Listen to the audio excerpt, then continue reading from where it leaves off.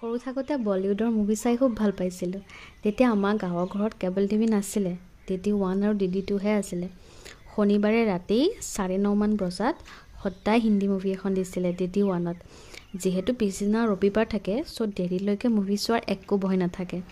9টা মানতে ভাত পানী খাই আমি 4টা ভাই ভনী আৰু দেউতা মা বহি যাওঁ চিনেমা চাবলৈ।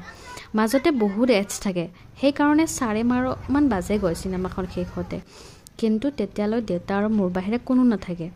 যেতিয়া 12:30-1 মান বাজে চিনেমাখন শেষ হয় আৰু দেউতাক মই সুধোঁ, অ' দেউতা, এতিয়া নেক্সট চিনেমা কি আছে বাৰু?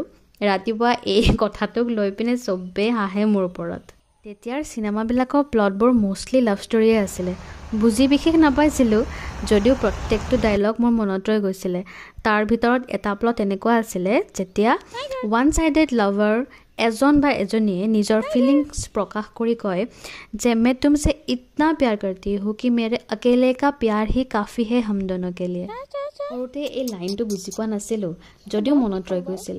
পিছত যেতিয়া ডাঙৰ হ'লোঁ, এক্সামছ, ছেমিষ্টাৰ, জব, ৰেছপনচিবিলিটিজত ইমান ব্যস্ত হৈ গ'লোঁ আৰু লাহে লাহে তথাপিও মই ভাবি থাকিলোঁ, ইজ ইট পচিবল যে এজন মানুহৰ মৰমেৰে দুজন মানুহ জীয়াই থাকিব পাৰে জানো?